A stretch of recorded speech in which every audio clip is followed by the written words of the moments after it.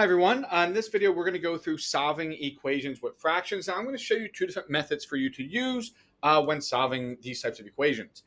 So the first thing I'm going to do is suggest when you see this 3/4 x, this is saying 3 divided by 4 times x. And we can do 3 times x divided by 4. It's the same thing. So instead of having my fraction written out front, I'm going to actually multiply my 3 and my x together. And then by writing it like this, we can just see our fractions a little bit clearer, and it might not be as confusing when seeing 3/4 x. All right, because the first way I'm going to show you to solve this is since I see that I have a variable x and two constants, 1 and 7/4, I'm going to isolate the fraction with my variable x on its own on one side of the equation.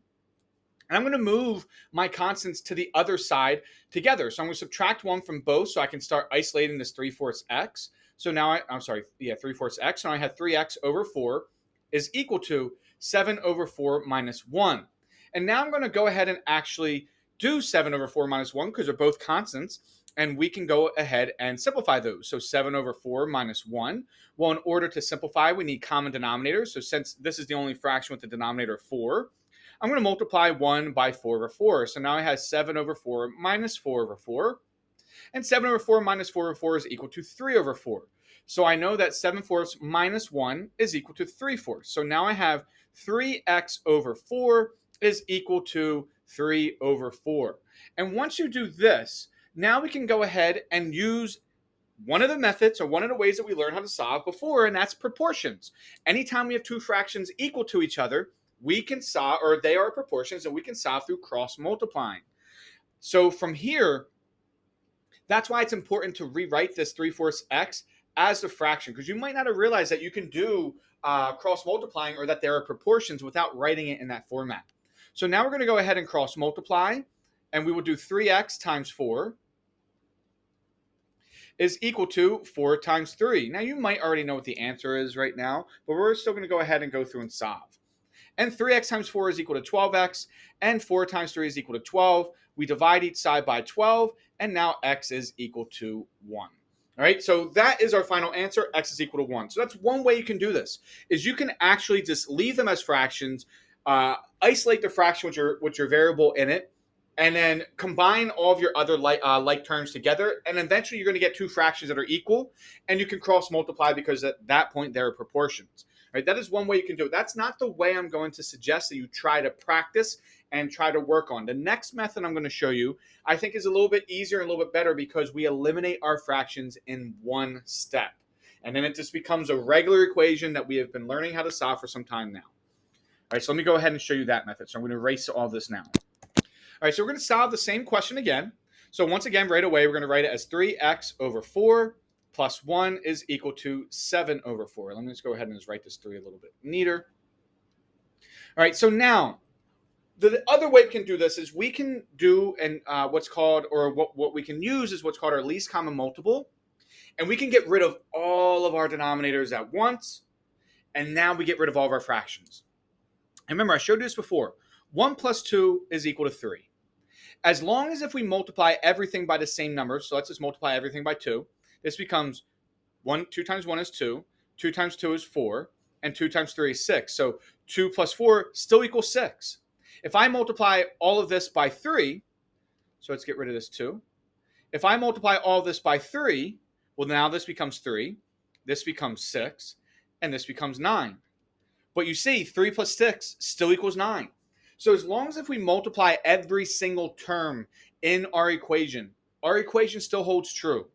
If you only multiplied one or two of the terms, it doesn't hold true anymore. So for instance, if we didn't multiply this 3 by 2 and left it as a 3, well, 2 plus 4 does not equal 3. And if in this next one, if we didn't multiply the 1 by 3 but left it as 1, well, 1 plus 6 is not equal 9. So you see, you must multiply every term. So what we do then is we look and identify all of our denominators that we have. And in this case, we only have one. Both of our denominators are 4. So once you get all of your denominators, you're going to identify what your least common multiple is of your denominators. In this case, it's nice and easy because they're both the same number. So that means that our least common multiple is 4. And what we do is we multiply every term by that 4. Well, when we multiply 3x over 4 by 4, I know that these 4 are going to cancel out. So now I'm left with 3x. When I distribute the 4 into here, I get plus 4 because 4 times 1. And here, 7 over 4 times 4, well, the 4s are going to cancel out because we're multiplying by 4 and dividing by 4. And so we're just left with 7. And now this just becomes a regular basic equation. We do subtract 4 from both sides to isolate our variable x. So 3x is equal to 3. We divide each side by 3. So x is equal to 1. So you see, no matter which method we use, this one where we got rid of our fractions or the other one where we left them as fractions and ended up cross multiplying, we still got x is equal to 1.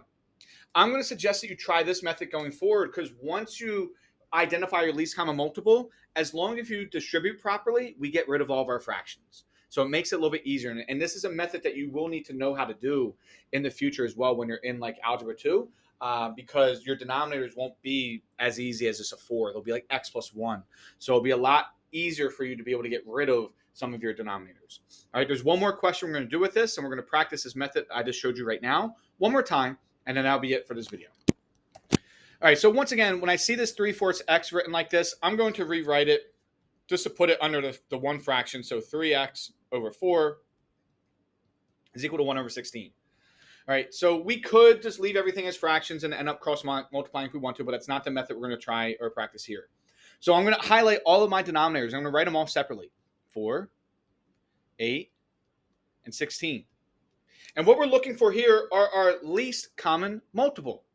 So what I would suggest you do is pick the smallest number because you can't start with your largest, because if you do 16, 32, like when you're doing least common multiples, you don't divide, you only multiply. So by picking the smallest number, I'm going to write out all the multiples of 4. And then as I'm doing this, I'm going to think, well, do 8 or 16, both of them go into? Well, 8 goes into 8, but 16 doesn't. Neither of them go into 12. Well, they both go into 16. So if 4 has a multiple of 16 and 8 and 16 both go into 16 as well, then I know that 16 is going to be my least common multiple. And then once you identify that least common multiple, that's a number that we're going to use to get rid of all of our fractions. They may not be as easy as this, of 4, 8, and 16. You might have other numbers that might take a little bit more requirement, but just think about if you were trying to add all those fractions together, what would our least common denominator be? That's the same thing as our least common multiple. All right, so since it's 16, I'm going to multiply everything by 16. So I'm going to now, when I distribute this, I'm going to write them out. So 16 times 5 over 8 plus 16 times 3x over 4 plus 16 times 1, whoops, not plus, is equal to 16 times 1 over 16. So I just want to write them out so this way when I'm simplifying these, in case you're losing track, you can identify. 16 divided by 8 we know is 2, so that can reduce that to 2, and 2 times 5 is 10. So 5/8 times 16 is equal to 10. 16 and 4 can reduce to 4, and 4 times 3 is 12, so plus 12x. And here the 16s is canceled and it's equal to 1. All right, so when you do this, if you still have fractions left over, you made a mistake somewhere. All right, so when you do this method, all of your fractions will clear out. Now I'm going to isolate my variables, so that means I'm going to subtract 10 from both sides. So 12x is equal to negative 9. Divide each side by 12. So x is equal to negative 9 over 12. But remember, we leave our answers as fractions, and we're just going to reduce them. And since both of these are divisible by 3, our answer is x is equal to negative 3 over 4. And that is your final answer. All right, so when you're doing this, these are the two different methods that you can use. I would prefer that you try this second one every single time. Build your strength with that, because in the future, that is the way that you're probably going to have to be doing it. Otherwise, this is going to take a lot longer when you get to higher level maths like Algebra 2 and Pre-Calc and so on. All right, so that's it for this video.